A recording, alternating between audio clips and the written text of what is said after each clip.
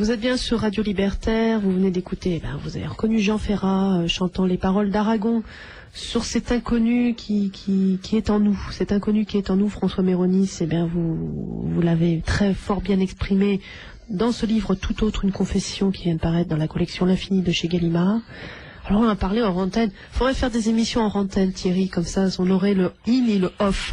C'est vrai que on parlait un petit peu de cette notion de dogme qui est pesante, qui est asphyxiante, et en même temps de cette nécessité du sacré, mais du sens, je dirais presque, des mots. Vous me parliez de la Kabbale, vous parliez de la mythologie. C'est une recherche qui a un sens au-delà des religions qui nous enquiquinent, mais voilà, cette recherche du sens qui est très profonde chez vous, qui est quand même et chez d'autres écrivains forcément, des vrais écrivains, mais il y a toujours. Je pense que la littérature en tant que telle a toujours eu et ça sera toujours le cas, un rapport avec le sacré. Il n'y a pas de littérature sans un rapport avec le sacré. C'est pas ce rapport est peut-être de nature très différente. C'est d'abord le sacré peut varier, la nature du sacré, mais et puis c'est pas forcément un rapport d'adhésion.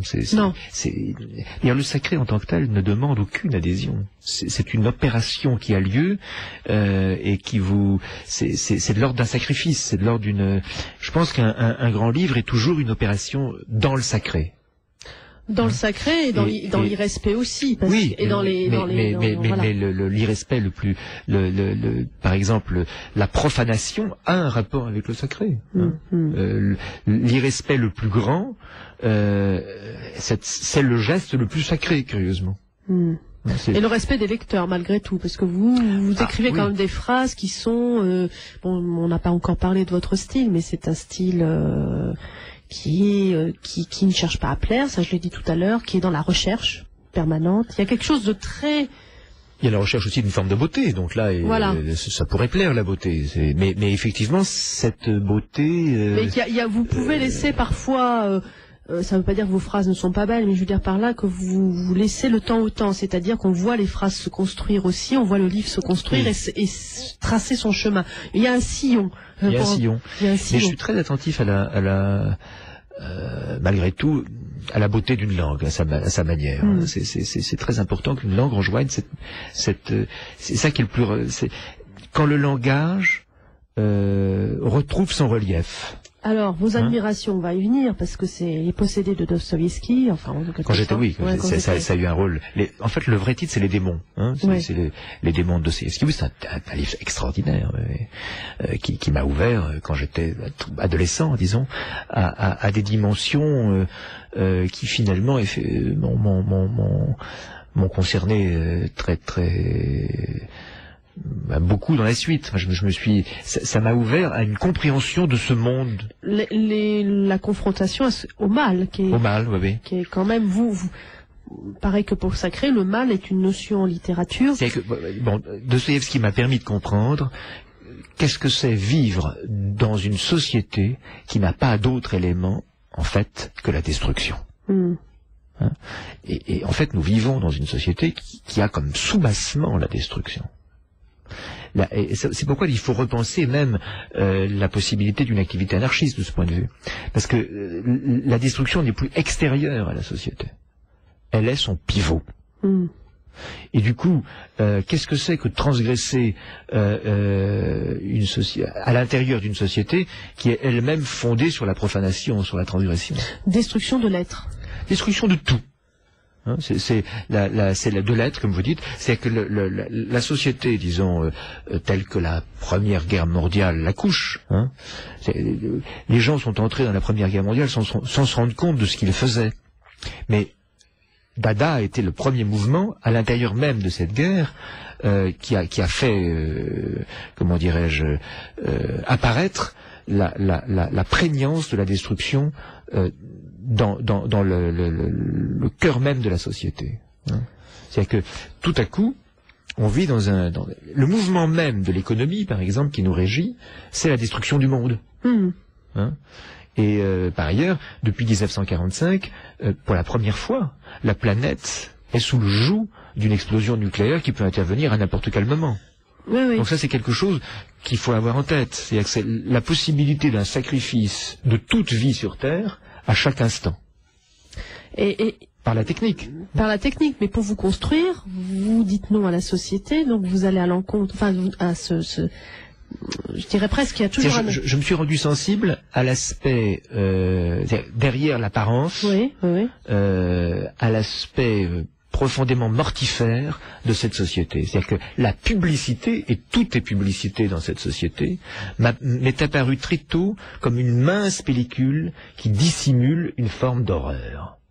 Et on ne peut adhérer à cette horreur à ce niveau de l'histoire que sur un grand fond de stupidité, parce que personne n'a vraiment intérêt à cette évacuation qui nous pend à tous au nez. Voilà, alors moi j'essaye de m'y retrouver dans tout ça, parce que mais c'est passionnant ce que vous dites, mais faut qu'on ait des jalons pour vous lire. Bien sûr. Vous écrivez, écrire signifie pour moi abattre le joug. Moi j'ai trouvé que c'était une très belle formule, mais je l'ai dit peut-être, je l'ai sorti du contexte, et il y a quelque chose de... Voilà, et je parlais tout à l'heure du sillon, mais c'est pas loin, on continue quand même, il y a une sorte de trace qu'on s'efforce de tracer sur un territoire littéraire ou qu'importe existentiel en tout cas. Il y a quelque chose d'opiniâtre dans le travail de l'écrivain. Oui. Il y a une opiniâtreté, il y a une constance aussi. Constance, oui.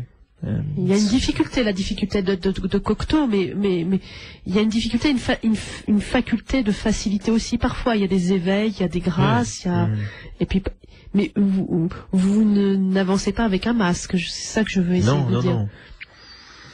Mais je suis à moi-même une énigme, et donc j'ai essayé dans ce livre en fait, dans le mouvement de ce livre, je crois que j'ai découvert des choses sur moi que je ne connaissais pas. Par exemple. Oui, c'est ça. Il y a des choses que je pouvais pressentir, mais dans le mouvement de cette écriture, il y a eu pour moi-même des découvertes. Et quand on fait ce genre de découvertes, c'est l'indice qu'on n'en est pas resté à l'image. Oui, voilà. Parce qu'on peut se faire des images. D'ailleurs, la névrose consiste à s'arc-bouter sur des imageries familiales, par exemple. Eh bien, moi, j'ai essayé de trouver, comment dirais-je, des choses, y compris sur mes antécédents et même sur ma généalogie, des choses que, d'une certaine façon, je n'avais jamais comprises et qui maintenant m'aident à me comprendre moi-même. Mais ce qui me frappe, c'est à quel point, même quelqu'un comme moi, qui est très solitaire, et qui est peut-être même surtout quelqu'un comme moi, solitaire et coupé du mouvement social, à quel point cette singularité est toujours accompagnée. Nous sommes tous accompagnés. Nous ne sommes jamais... Plus on est seul, d'une certaine manière, plus on est accompagné par des invisibles, par des choses qui nous précèdent. Par des voix. Nous sommes accompagnés. Par des livres. Par des livres, évidemment, bien sûr. Des livres, des voix, des présences. Pour moi, le premier grand accompagnateur, si on parle de livres, il y a eu Dostoïevski, effectivement. Lautréamont. Et c'est Lautréamont. Ouais. Voilà, c'est Lautréamont. Ça, c'est quand même c'était un acte de création, vraiment, je parlais de la terre tout à l'heure, parce qu'il y a un côté très terrien dans votre écriture, vraiment à Yannick Enel, qui est pour moi quelqu'un de très aérien. Il y a quelque chose de très aérien chez lui, et vous êtes dans la terre, vous êtes dans le...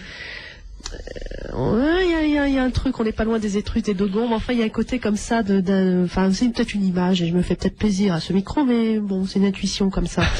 Mais c'est vrai qu'il y a un peu ce côté très aussi, parce que à la fois ancien et profondément contemporain, de pas perdre le fil. Vous écrivez par exemple, la parole a toujours été liée pour moi à un savoir sur parole, et ces paroles qui vous dites, ça n'arrête pas de parler en moi. Oui. Avant même d'être écrivain, j'ai l'impression que vous avez été une conscience d'une parole. Voilà, aujourd'hui, on croit que la parole, c'est de la communication. C'est le préjugé ambiant. C'est-à-dire qu'en fait, la parole, on en a une vision mesquine, c'est-à-dire instrumentale. La parole, c'est ce qui sert à communiquer. Bon, voilà. Donc si on adopte ce présupposé, il n'y a plus de littérature, en fait. Mais il y a aussi une autre croyance. La parole, ça sert à communiquer, par ailleurs, ça sert aussi à s'exprimer, ce qui n'est pas faux d'ailleurs. Mais l'être parlant aujourd'hui, dans sa grande naïveté, qui confine parfois à une forme de stupidité, il faut bien le dire, s'imagine être l'auteur de sa propre parole. ce qui a des chances de ne pas être vrai. Plus on croit être l'auteur de sa parole, plus en fait on est parlé. Hein. Oui, c'est ça. C'est-à-dire que nous sommes précédés. La parole, elle commence bien avant nous. Et en fait, on est chacun, à travers notre singularité, une possibilité que la parole a de prendre conscience d'elle-même et de se récapituler d'une manière à chaque fois singulière. Mais par exemple, moi, quand je commence à parler, quand je commence à écrire, au sens où j'entends, c'est-à-dire parler de manière superlative d'une certaine façon, je prends conscience que la parole me précède et qu'il y a des épaisseurs de temps derrière moi. Oui, c'est des stratifications. Et dans plusieurs langues, hein, dans plusieurs traditions. La parole ne cesse de parler. En vous. En moi, mais et après, chez le lecteur. Après en prendre conscience. Donc vous ne faites que prendre conscience d'un phénomène de parole voilà. qui est en vous. Et à partir de là, j'essaye disons de construire quelque chose qui est unique, hein, qui est un usage singulier de la parole. Mais le mouvement d'expression qui existe en effet est conditionné par le fait que j'ai écouté la parole. Voilà. On parle vraiment si on a commencé par écouter la parole.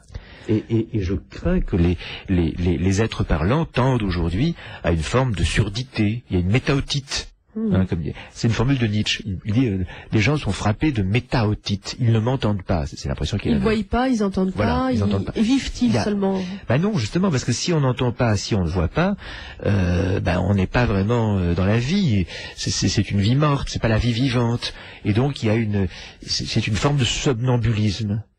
Ils dorment leur vie. Ils dorment leur vie. Hein. Voilà. Vivons-nous cette vie? Ça, c'est une vaste question.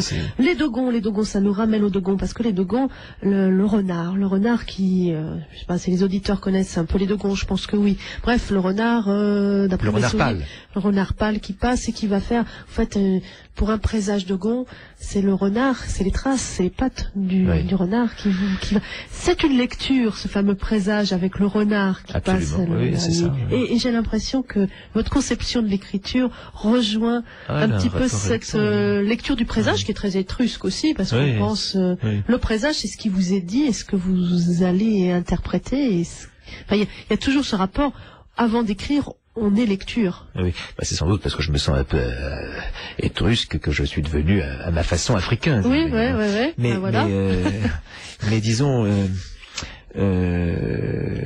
Pourquoi le renard pâle est intervenu comme ça dans mon existence? C'est au moment où j'ai commencé mon premier livre, Ma tête en liberté. C'est un roman, mais un roman un peu étrange, comme ça, un peu. Et je sais pas pourquoi j'ai eu le besoin de faire alliance avec un dieu, comme ça. Et je suis tombé sur un livre de Marcel Griaule, qui s'appelle Le Renard pâle, par hasard. Comme ça. Grand bonhomme. Livre absolument extraordinaire. C'est un livre génial. Et dans ce livre, j'ai fait la connaissance donc de ce dieu, qui est un dieu très particulier, puisque c'est pas, il y a un dieu principal qui est le dieu Amma, qui est supposé être le démiurge, et le renard pâle, Ogo Yorogu, est au départ l'opposant. Hein, c'est pas du tout celui qui crée le monde, c'est celui qui s'oppose en quelque sorte au dieu créateur et qui lui dispute la parole. Hein. Et à la fin, il est comment dirais-je, incarné dans la figure d'un renard pâle, c'est-à-dire d'un chacal en fait. Hein, et c'est un dieu rejeté vers le désert. C'est un dieu qui n'appartient pas au village. C'est un dieu du désert. Et c'est pour ça qu'effectivement, il est celui qui donne des présages le soir en passant. Le soir, c'est qu'on dessine sur le sable un cercle, une espèce de rectangle comme ça avec des cases, et dans ces cases il y a des signes comme ça, et on dispose des arachides hein, comme ça. Et la nuit, le renard pâle passe pour manger les arachides, et selon les traces qu'il laisse, les prêtres du renard interprète et explique aux villageois ce qui va arriver, ce qu'il doit faire, etc. Donc c'est l'intervention d'un invisible comme ça qui se situe dehors avec lequel les gens du village sont obligés de ménager une coexistence problématique. Et moi, ce Dieu me convenait. C'est un Dieu qui coupe. Hein, c'est un Dieu qui au départ transgresse, puisqu'il cherche à s'opposer au mouvement de la création. Hein. Le renard est quand même malin, voleur. Enfin bref, le renard n'est pas bien vu dans la tradition occidentale, attention. Oui, la traduction, c'est peut-être un peu différent. C'est différent. Mais c'est vrai qu'en même temps, les traces de ce fameux renard pâle, c'est la trace de l'imprévu, de l'imprévisible. Et c'est très important pour une société. Finalement, c'est chez les Dogons qu'on trouve ça. J'ai l'impression que notre société à nous n'a plus cette faculté d'éveil à l'imprévu, à l'intuition presque. Non, c'est vrai. Mais alors, ce qui est frappant, c'est que un jeune écrivain, disons français, au moment où il commence un livre, tout à coup se sent dans l'obligation, ressent la nécessité de faire alliance avec un dieu. Alors avec quel dieu faire alliance dans ces cas-là? Les dieux de la mythologie, ça a l'air un peu barbifiant, scolaire. Hein. Le dieu catholique, il est peu employable. Du coup, un dieu africain est arrivé. C'est assez curieux. Je ne sais pas pourquoi d'ailleurs. Et c'était un dieu Dogon. Alors après, d'autres dieux, c'est des entités, voilà. Hein, on dit Dieu, mais ce sont des personnages quand même. On est quand même dans la littérature toujours. Oui, mais un dieu, un dieu, c'est à la fois une entité et un personnage. Alors sur l'humanité, alors ça j'aime bien ce que vous dites sur l'humanité, parce que justement ça explique un peu votre connivence avec les dieux, qui sont des personnages, je m'entends. Je ne crois pas à l'humanité, cette layette d'illusion que l'on tricote entre deux crimes. J'ai beaucoup aimé cette phrase. C'est vrai qu'on nous... C'est à celui qui aura vraiment le bon cœur, la générosité, l'humanisme. Et je me méfie beaucoup de l'humanisme. Ça a toujours été, en général, les bourreaux ont toujours des présupposés humanistes. Ils écoutent même de la musique classique ça peut arriver. Entre deux crimes. Voilà, parfois. c'est-à-dire que le blabla humaniste qui couvre, par exemple, aujourd'hui, à l'échelle planétaire, le fonctionnement de la société, hein, le fonctionnement du capitalisme, par exemple, le fonctionnement de l'économie. Ce nappage humaniste m'a toujours semblé particulièrement d'abord creux, vide sur le plan intellectuel, absolument pas nourrissant spirituellement et relevant en fait du mensonge. Oui, c'est ça, parce que vous êtes... c'est ça, quand on écrit, on cherche non pas une forme de vérité, mais d'intégrité, d'authenticité. Enfin, cette notion d'être... authentique dans son discours, d'être une forme de sincérité dans sa recherche. Oui. Moi, je pense qu'un écrivain, spontanément, qu'il en soit conscient ou pas, quand il est dans le mouvement de l'écriture, il cherche à s'extraire de ce qu'on pourrait appeler l'humanité aujourd'hui. C'est-à-dire qu'il cherche d'une certaine manière je dis pas à devenir un dieu, mais à passer du côté des dieux d'une certaine façon. À s'extraire du nivellement, de la standardisation, de la commercialisation aussi. Il est du côté du sacré. Hein, et de la gratuité. Et de la gratuité, ce qui va de pair. Hein, ça c'est là. Alors vous êtes encore, parce que bon, je vous reprends, être la pierre rejetée par les bâtisseurs. Ça j'ai bien aimé aussi. Oui. Ça c'est un peu. C'est évangélique ça. Hein. Oui, mais pas seulement. Ça veut dire je suis la mauvaise herbe ou je suis la pierre qui n'est pas dans l'édifice en fait. Bah oui, c'est à partir de la pierre rejetée. C'est la pierre rejetée, comme il est écrit dans les évangiles. C'est la pierre rejetée qui devient la pierre d'angle. Ah oui. Ouais, c'est évangélique. Apprendre, donc on a parlé de la durée, de toute ce chant intérieur que vous écoutez, et c'est tout à l'heure vous me disiez votre écriture est née un peu de ces noms propres qui ont résonné. Au départ c'est même pas. Mais d'une incapacité même, parce que vous dites pas que vous avez du talent ou que vous avez vous parlez d'émerveillement que vous avez, de lecture, de difficulté donc de vous situer dans votre espace spatio-temporel. Au tout début, quand j'étais enfant, bien sûr. Oui. Vous êtes toujours en quarantaine. Les cours de récréation, j'ai trouvé ça formidable quand vous les décrivez, l'enfer des cours de récréation. Oui. Non, mais l'enfer, en général, c'était la collectivité. Les cours m'insupportaient, et par ailleurs, la récréation n'arrangeait rien. Donc, c'était pas très gai de ce point de vue. Mais j'avais une faculté de m'extraire de tout cela et de me...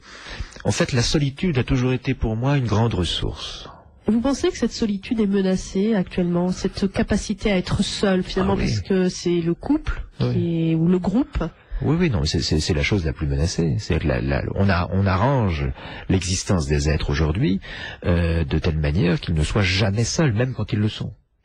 Les êtres n'ont jamais été peut-être aussi isolés, et en même temps, ils n'ont plus la capacité justement d'être seuls. Ouais, c'est ça. Hein. Et c'est peut-être ce qui les appauvrit tellement. Quelqu'un qui n'est pas capable d'endurer la solitude, c'est-à-dire d'avoir un rapport avec soi, même qui tienne un peu le coup, un tel être, il a toute chance d'être très très malheureux en fait. Hein. Alors la numération, c'est pas votre truc du tout. Non. Les nombres, les chiffres, la quantité. Et vous avez une allergie vraiment pour ça, ainsi que la gymnastique obligatoire. Oui, il y a tout ce qui est un peu. Il y a un rapport entre l'arithmétique et la gymnastique. Ah, alors c'est lequel? C'est-à-dire que quand on est enfant, à l'école, on vous apprend à compter, hein, c'est quelque chose de très important, et simultanément, on conditionne votre corps. Moi, je vivais ça comme une espèce de viol. Oui. C'est insupportable. C'est-à-dire que j'avais aucun goût pour les exercices de gymnastique, quel qu'il soit. Et il fallait que je me contraigne, il fallait que je conforme mon cerveau à l'addition, aux 4 opérations de l'arithmétique. Oui. Et il fallait que je conforme mon corps à des idéaux eugénistes ou hygiénistes qui me semblaient parfaitement stupides, enfin sans intérêt. J'avais aucune envie de jouer au football, par exemple. Bon, nous, on a envie de vous lire. Thierry, donne-nous un petit peu de musique, ça sera vraiment super.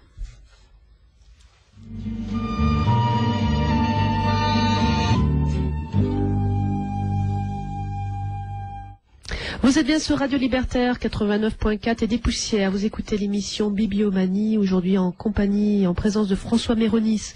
François Méronis, notez bien ce nom, vient de publier aux éditions Gallimard dans la collection L'Infini, Tout autre, une confession. Alors c'est un livre qui ressemble à aucun autre livre de cette rentrée littéraire. C'est pas un roman, voilà, c'est pas un roman à l'eau de rose, c'est pas non plus un règlement de compte, c'est pas non plus une psychanalyse par je ne sais pas trop quoi interposé. C'est un livre, un vrai livre, un texte. Le sous-titre, une confession, ça avait une importance pour vous, François Méronis? Il fallait indiquer de quoi il retournait quand même. Donc si j'avais mis simplement tout autre, ça aurait pu être un essai sur Dieu, une étude sur la schizophrénie, ça aurait pu être beaucoup de choses. Ouais. Donc je voulais mettre, comment dirais-je, à l'intérieur du titre, une espèce de spécification qui permette de comprendre qu'il s'agissait d'une forme d'autobiographie. Vous refusez les étiquettes, c'est-à-dire que contrairement à beaucoup d'écrivains contemporains, l'étiquette roman doit vous agacer, je suppose, actuellement. Enfin... Effectivement, alors ça c'est assez... Bon, moi j'aime beaucoup. Oui. Le roman est un genre que j'apprécie beaucoup, évidemment, d'ailleurs j'en ai écrit 2. Mais aujourd'hui, le mot roman est totalement prostitué, quoi, en fait. Hein. C'est devenu la forme marchandise par excellence. Et la plupart des livres qui apparaissent sous cette dénomination n'ont, à mon avis, aucun rapport avec la littérature. Oui, c'est des fourre-tout, ce sont c'est même pas des confessions, parce que le mot confession a une existence par Rousseau dont je parlais tout à l'heure. Non, c'est vraiment n'importe quoi. C'est des bouts de récits comme ça ajustés. Ce sont des scénarios. Du patchwork. Non, c'est vraiment la forme marchandise. Le roman. Et ça fait partie de sa grandeur, est un genre littéraire anomique, c'est-à-dire qu'il ne comprend pas de loi et qui peut d'ailleurs être contesté à l'intérieur même du roman. C'est le propre du roman, ça. Évidemment, Sterne, par exemple, dans Tristram Shandy, on a montré toute la richesse. Diderot dans Jacques le Fataliste, ou même Ulysse de Joyce. Mais aujourd'hui, c'est plus du tout ça. Le roman est devenu, parce qu'il était anomique, la forme marchandise du littéraire. Et appauvri, considérablement appauvri. Ce qui aboutit à un appauvrissement. C'est de l'anecdotisme, d'anecdotes. On est dans le domaine de... ce sont des produits usinés à la va-vite à chaque rentrée littéraire et qui sont déjà morts au moment où ils apparaissent. Donc ils sont très vite évacués. Et ils ont pour vocation de susciter une apparition sur un plateau de télévision, apparition fugace et qui est déjà... disons, oublié avant même d'avoir eu lieu.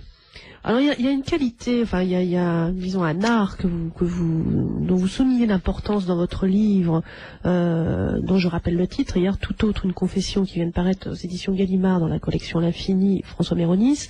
C'est l'art du discernement, parce que c'est vrai qu'on a l'impression dans tout ce déterminisme, on a l'impression d'être ce formatage qui se passe dès l'enfance. Oui. Vous êtes d'une génération un peu de la mienne, c'est-à-dire c'est une enfance, grosso modo, qui s'est passée dans les années 70, on peut dire ça.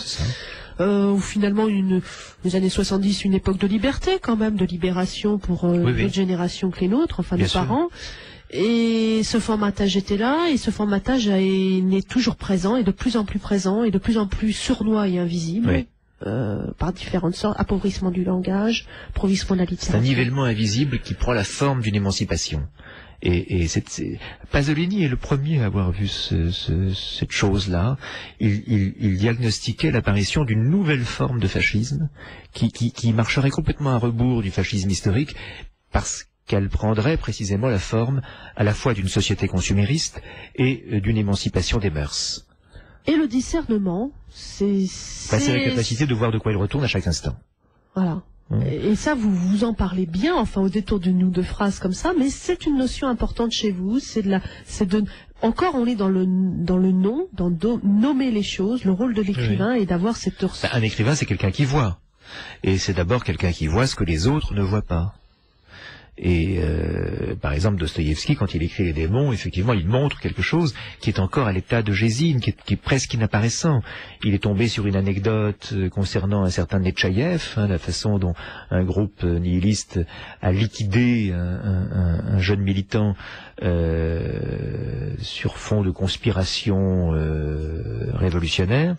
Et il fait de ça un livre qui fait surgir une configuration qui va être dominante en Russie 30 ans ou 50 ans plus tard. Alors je sais que chez Yannick Heneg parle beaucoup du vertige, de la sensation de vertige, mais vous c'est le saut, c'est-à-dire vous parlez souvent de l'art du saut, enfin je parlais du discernement, mais après le discernement, il y a de l'art de s'échapper, de défalquer en quelque sorte de cette condition assez pesante du quotidien, pour atterrir vers la réalité, une autre réalité qui est en fait la vraie réalité qu'on nous cache. Le réel, on y accède justement toujours par un saut. C'est-à-dire que le réel, contrairement à ce qu'on croit, n'est pas du tout. Lacan distinguait très bien la réalité qui est de l'ordre de l'imaginaire et dans laquelle on se représente des choses sur fond d'imbécilisation soutenue, et puis le réel qui est de l'ordre de la béance, du trou. Pour endurer le réel, il faut être capable de surmonter le vertige. Mais on ne peut pas ne pas faire l'expérience du vertige. On ne peut pas avoir... il n'y a pas de saut sans comment dirais-je, une victoire sur le vertige. Moi, par exemple, mon expérience fondamentale, c'est précisément le vertige. Je suis quelqu'un qui est soumis par le fait que je n'ai pas de repère dans l'espace, par exemple, à un vertige constant. Et pour autant... je ne me suis jamais laissé fasciner par le vertige. Et en même temps, on dirait presque à vos débuts que vous avez un peu le vertige de la parole. C'est-à-dire que les mots viennent à vous et que vous vous raccrochez à certains noms. Oui.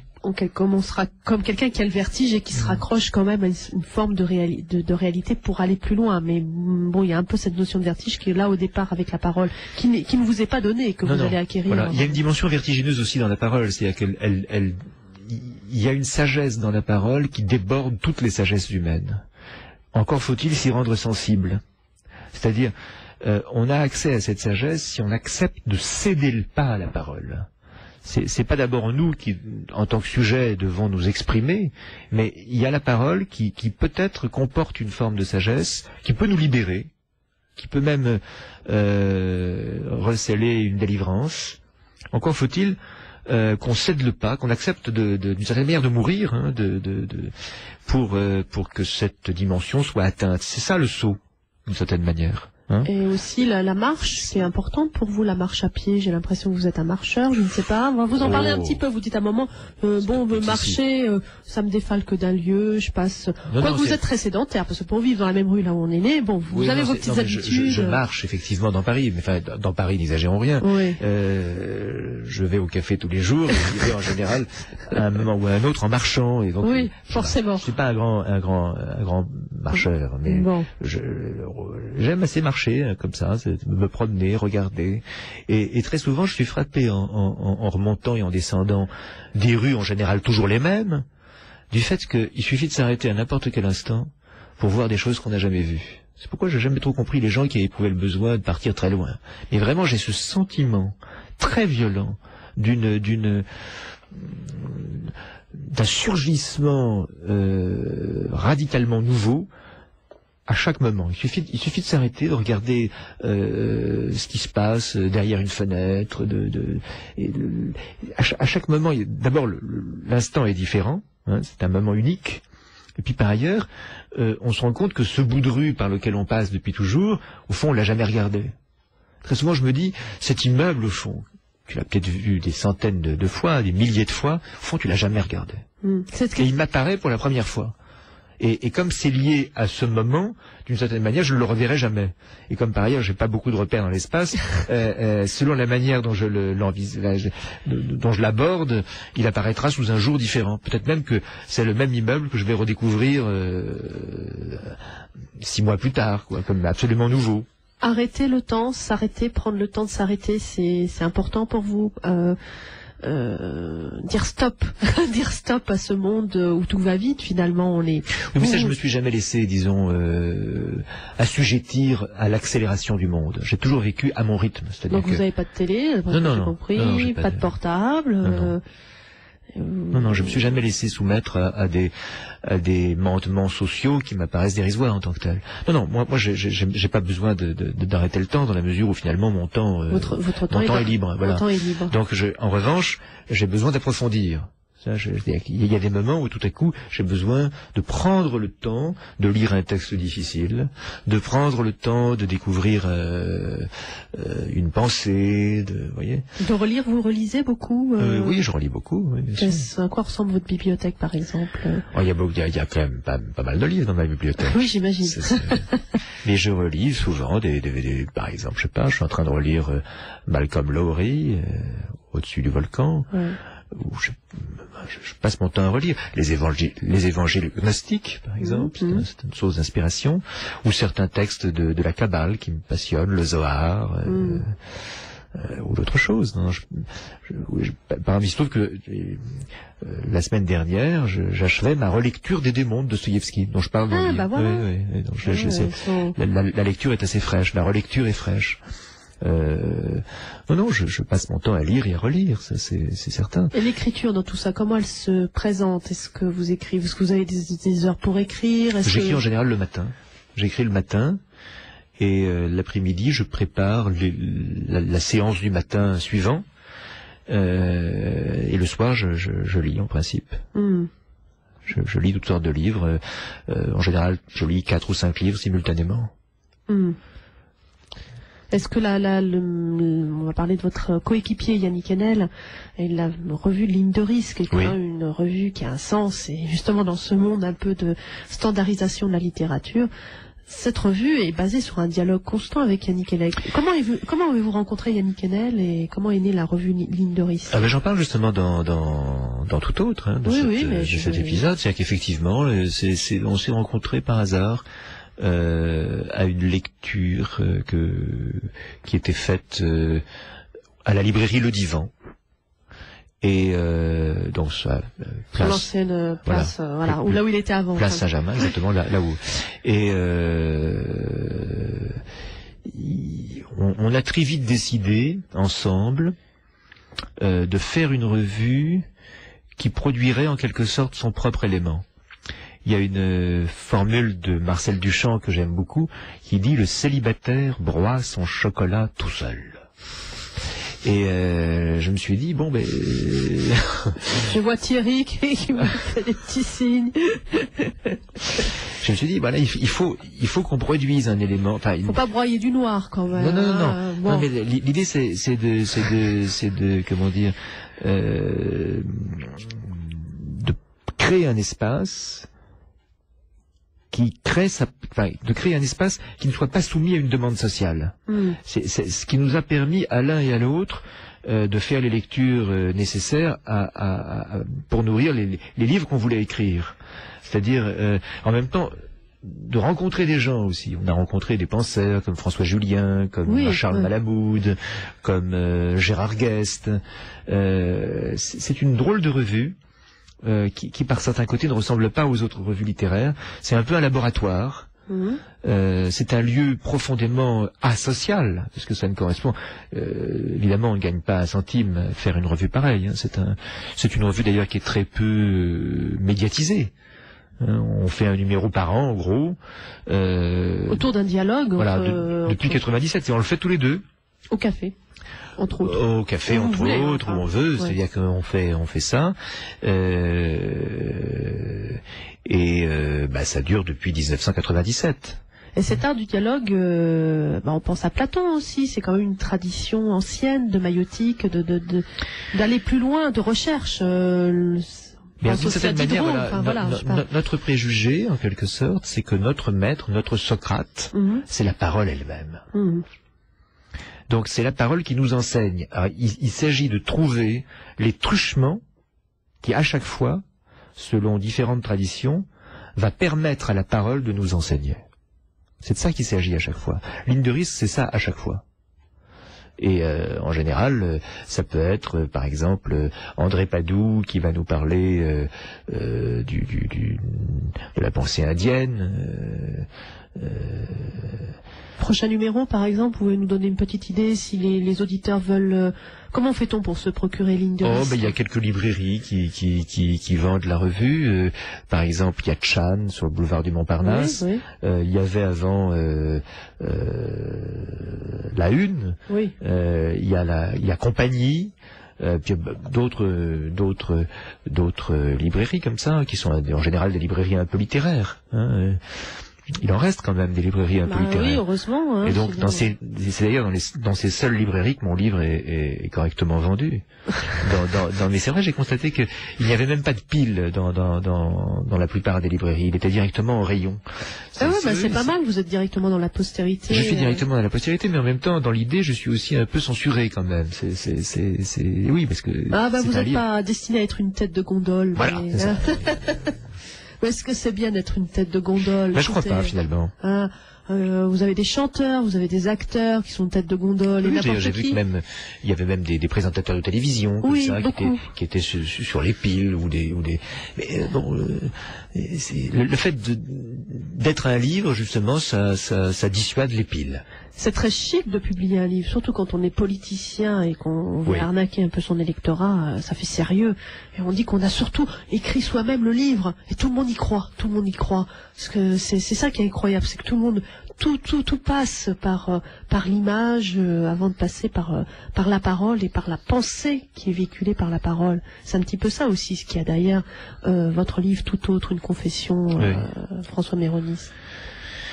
Oui, il faut éviter de tomber dans cette parole creuse, dans ce creux de la vague. Oui, de se laisser soumettre à cette dictature. Une autre rencontre, il y a Solers, dont on a parlé tout à l'heure, et Bernard Lamarche-Vadel. Oui, Bernard Lamarche-Vadel, oui, c'était une rencontre très importante. Il se trouve que par hasard, je l'ai rencontré à 17 ans, dans la mesure où Bernard était l'ami de mon professeur de français.